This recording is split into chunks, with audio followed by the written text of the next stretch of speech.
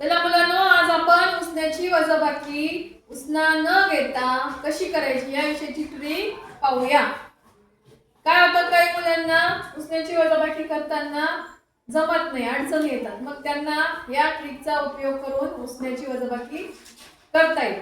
चला सुरू करूया।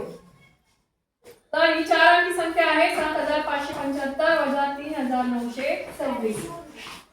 या ठिकाणी 5 मधून 6 वजा करताना 5 लहान आहे, त्यामुळे उसना घ्यावा लागतो, पण आपण 6 मधून 5 वजा करू। इथे 1 या 1 च्या डोक्यावर बार देऊया। त्यानंतर 7 मधून 2 गेले, उरले 5।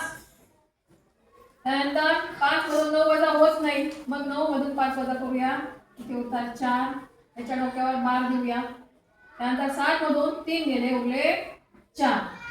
आता ज्या अंकांवर आपण बार दिलाय त्याचा अर्थ ते वजा करायचे आपल्याला, पण वजा करताना बाजूच्या अंकाच्या स्थानिक किमतीतून ते आपण वजा करणार आहोत।